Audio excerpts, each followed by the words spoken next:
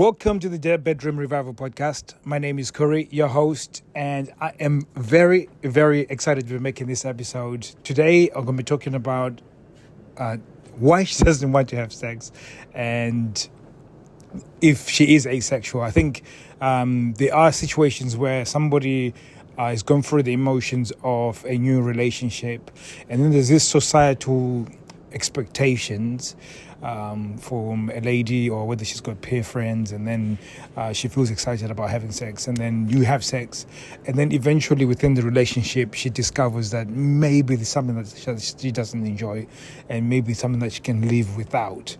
That's quite a rare occasion. It doesn't happen that often. If that person is asexual, that comes up pretty early on within the relationship. But then there's other things that can stop her from exploring sexually within your relationship, because I think that's one of the key things that are missing within most relationships, is that they go through the excitement of seeing each other and getting to know each other, and usually when we're getting to know each other during the dating time, there's a lot of I wouldn't say lying, but you put out your best version of yourself in front, and sometimes that version is embellished. there's a bit of embellishment that you make out like you're this type of guy, and she makes out to be this type of girl, and then when the honeymoon period fizzles, things sort of go to where you are as people, and it sort of naturally goes to that point where it's this place where you can relate.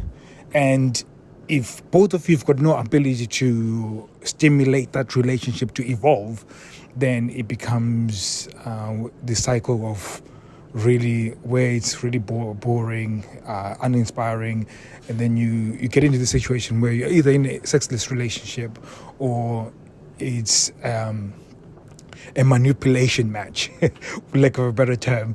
So you're now doing things, she does things in order to manipulate, so you act in a certain way, and vice versa. So if she realizes that sex has got a power over you, and then she withholds sex, then it means that she can take control of the relationship.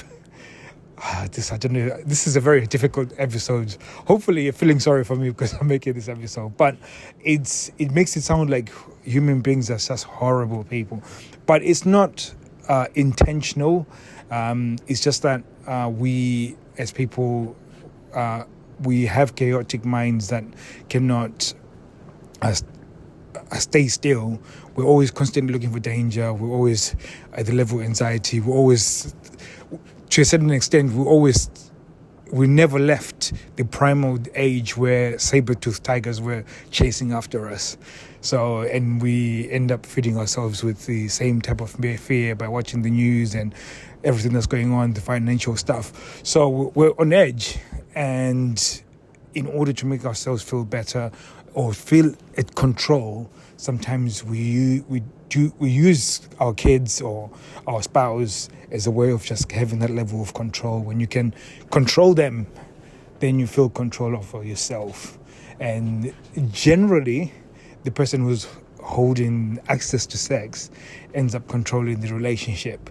So you find yourself in this situation where you could quite easily cut your arm or both arms and to give her, and still find yourself in a place where you've not given enough, because that level of anxiety and whatever anxiety that comes up in that person, they have to be able to handle it themselves.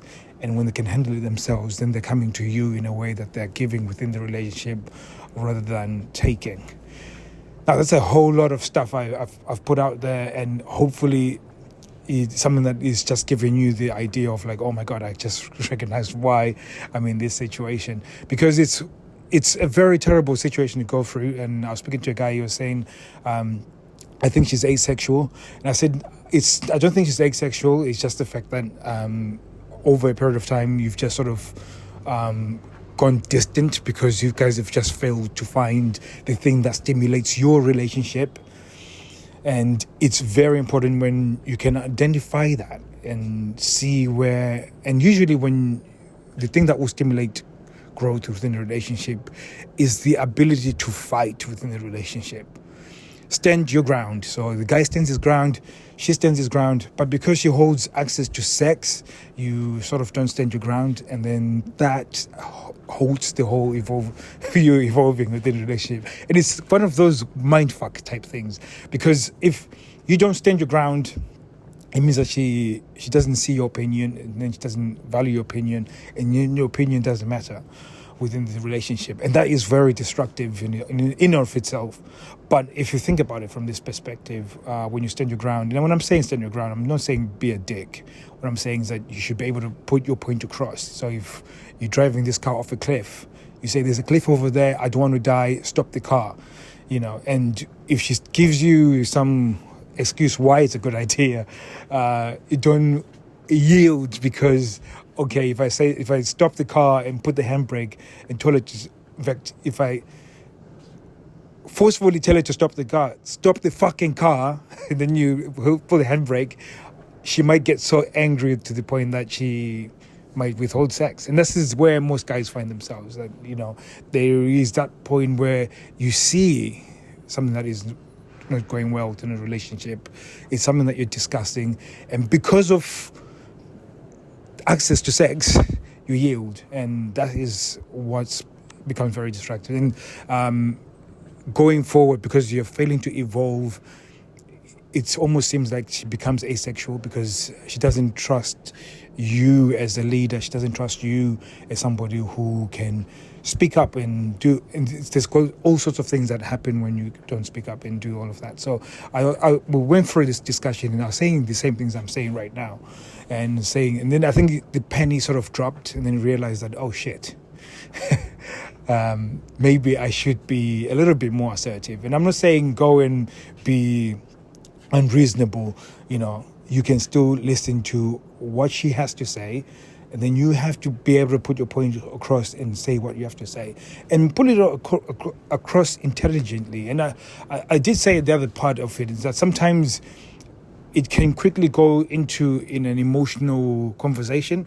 So she might get frustrated by the fact that you're not budging.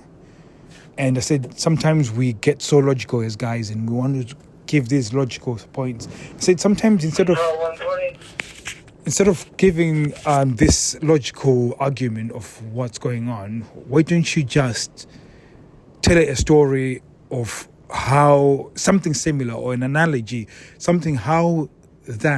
because whenever you can tell it in a story form, it actually appeals to the emotion. Just like how Hollywood would teach us an important lesson, but they don't just tell us the important lesson. They take us through a journey for us to understand this.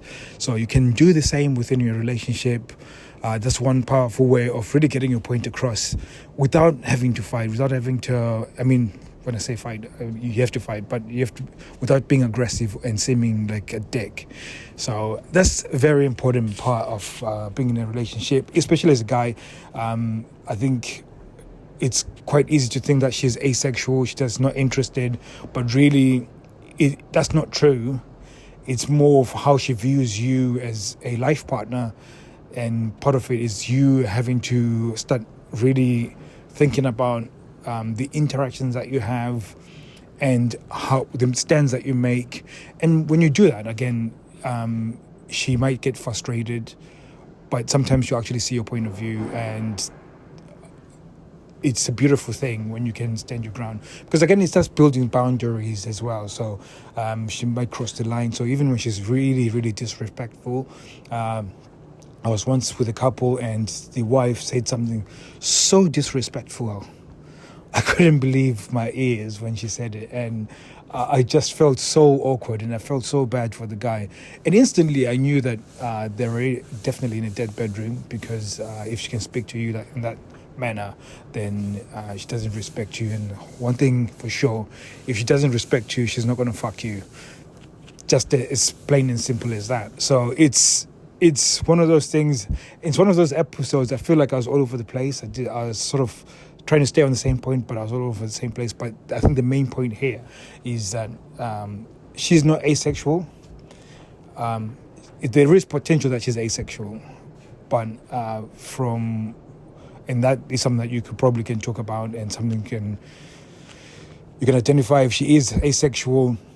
One guy I did speak to who was adamant that his partner was asexual. I've not spoken to her, so I don't know. But I did say to him then, if she's asexual, then it's something that you can discuss, that you can have an open relationship. So you can have the intimacy with her, but their sexual needs are met somewhere else. So I've met couples like that as well, the ones where that arrangement is there. In fact, one couple, the wife she didn't want to have sex at all, and she would pay for him to go to see prostitutes. And I thought that was absolutely impressive that they could do that, and they were happily married. So it's something that is possible, that can happen if she is asexual, but generally for most people, some of that comes down to some of these things. It's not only the fighting, it's not only the standing the ground, there's other elements towards it. I wouldn't know until I speak to you directly and get a feel of what's happening in a situation. But a lot of guys that I speak to, this is one of the things that we work on them with.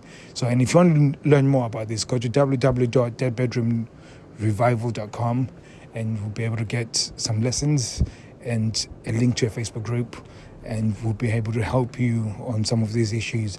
And especially standing your ground and being able to intelligently get your point across, so she can actually see you as a leader rather than this pathetic. So I don't know, there's something that has changed in the past few episodes. I think I'm becoming less apologetic, because I think there's a few guys that have come across and I don't know, with the information that I was giving them, I want to help people and I want people to be successful, but I don't want people that come and take information and then just do not do anything with it. So I think the best way I can filter that is that if you can get through this episode and feel inspired, even though I'm slightly aggressive, then you're the type of guy that I know will come and do the work. So I'm really excited that you've come to this point, and I'm looking forward to seeing you guys. Take care.